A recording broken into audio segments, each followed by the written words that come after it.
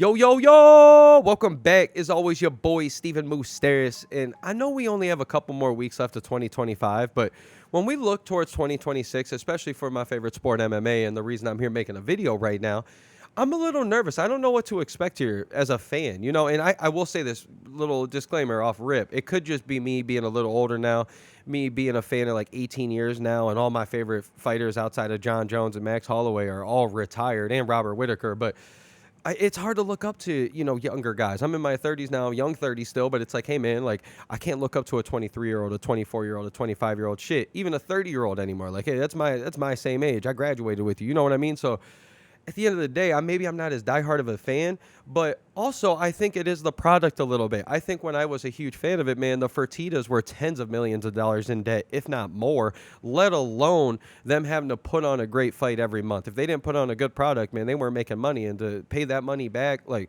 we know the whole story of the UFC.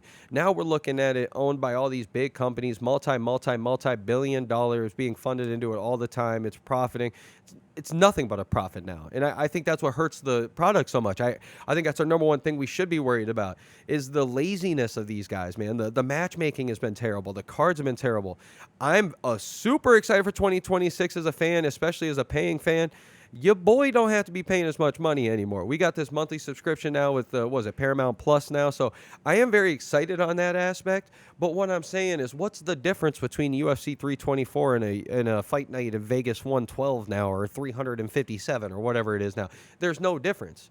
Like, at the end of the day, this should be for the big fighters. How are we still going to work this out per view, per payment, per whatever? Like, because some of these champions used to get points on the pay-per-views.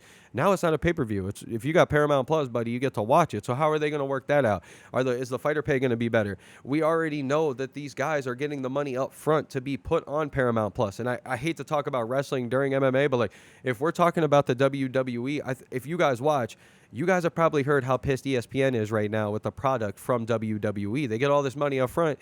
It almost takes the pressure off of having to have a great card. It's like, oh, we already got paid, so this is on you now. You kind of just invested in us. Like, hey, look, we already got paid, baby. So what's the difference, man? And then another thing to be worried about, as exciting as some fights that we do have, as great, as stacked as like divisions like 170 is right now, and to see how this plays out, I mean, look at the lack of stars right now. Ever since Conor McGregor, they're terrified to push somebody. And even there's some of their biggest stars, like Ilya Topuria right now, who took over the year last year and the year before. This man's going through one of the ugliest divorces you could possibly imagine. I don't know shit. I don't want to speculate. All I want to know is the truth comes out, man. I just hope that if his lady's lying on his ass like this to get the kids and the money, hopefully that king prospers. But at the same time, if he's putting his hands on his woman, man, come on, nobody deserves that, and you should be getting your ass beat, boy. So, like, you got to pay the punishment sometimes. So, like, the fact that the very first fight of the year, a month and so change, yeah, Paddy Pimblett, Justin Gaethje's fun, but Paddy Pimblett, Ilya Topuria was fun. Topuria versus Justin Gaethje was fun. These guys being a vacant champ or interim champ, like, it just doesn't sound fun, man. And then to go on to it, we might see Alex Pereira once or twice next year? Will we see John Jones next year? Well, good old, are we even going to see Ilya Topuria next year? Hamzat Chimaev, is he going to get sick? Is he going to get hurt before a fight? And even if these guys do fight, any of these guys, we're talking once or twice. Your star, Merab Dvalishvili, just fought 4 or 5 times for you this year. And he fought so much that he gassed himself, Piotr Yan gets the best of him, all these things. And you're probably going to just move right on over him. Alexander Volkanovski, one of the legends in the game. You're putting up Diego Lopez. We're not even building up stars. We're not even going with people like Evloev or Leon Murphy. We're going with a rematch that we just saw in, April of this year? Like, what are we doing, man? Tom Aspinall with an eye poke might not even fight this year. And it took my whole other point. If we're talking just the sport of MMA, another reason that the UFC has been so lazy and so lackadaisical recently, from my point of view, is the competition has always been something important out here. You have to have competition to push you, to make you be doing more. We've seen it with Strikeforce, saw it with WEC, we see it with Bellator, we see it with all these guys end up getting bought out. Look what happens now. PFL and one championship. I don't care how diehard fans you are of MMA. It's not easy to follow these sports or these organizations anymore. It's almost impossible with how terrible they are at marketing and letting people know their fights, their fight nights being at some weird ass time and stuff because they're going. Shouts out to them. They are traveling and doing some fun stuff in Africa, Hawaii, all these things. But we don't know what time their stuff is. Well, they fight once every month and a half, 2 months, 3 months sometimes. You don't even know when their cards are. You don't know any of the fighters because they're letting all the good ones go that they have bought over the years. Like, come on now. Francis Ngannou is the only exciting thing outside the UFC right now when it comes to MMA, and he doesn't even want to fight for the PFL. This man has been already on an interview talking about he might be ready for the fight, the White House card. And then that brings me into another perfect thing, man. The White House card, not only are we not even, we don't have any competition out there to push us to make better fights, better fights, better fights. We're just going with whatever because nobody's got anything going on out there. Now we're getting to some weird rhythm now these last 2 or 3 years that it's just one big fight card a year that we're really putting all our marbles into. Of course, we had what, UFC 300, then you had the Sphere, and then now what? You got the White House card. Like, what are we doing? Like, you saw how quick it was for the Sphere, for the Noche UFC. They were going to go all out for Mexican Pride Month, and all these big weekends and stuff for Cinco de Mayo week and all these things. This one was what? Wasn't this last one at the Apex card? Like, they don't give a shit about that stuff. International Fight Week used to be fun. It hasn't been anything these last few years, man. Like, they're really just building up for this White House card.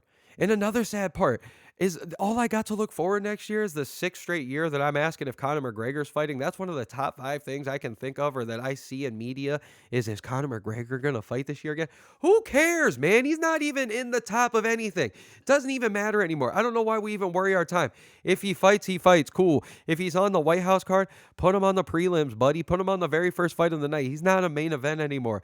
Move on. The fight might be ugly. Him and Michael Chandler could end in a knockout, but at the end of the day, what's it even matter? You guys aren't going to get up there and beat fucking Islam. You're not going to even compete against the top 155ers right now. We've already witnessed that with Michael Chandler. We will witness it again with this man, Conor.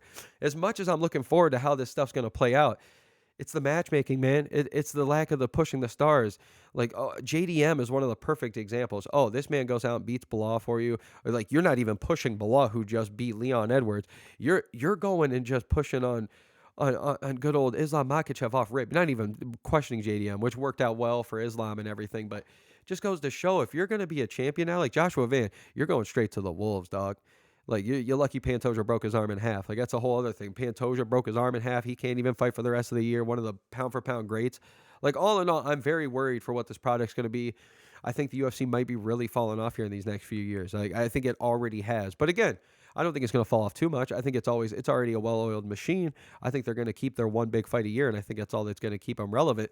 But at the end of the day, it's all you need, baby. All you need is the knockouts on the TikToks from these guys you don't even know. Let's pay them nothing and have them fight. Take all these big spots, hire guys on 2 weeks' notice out of the good old amateur level, and they come in and might actually get a win because they're fighting guys that nobody really knows. So all in all, man, it has been fun. I love watching fights. I will take it till the day I die.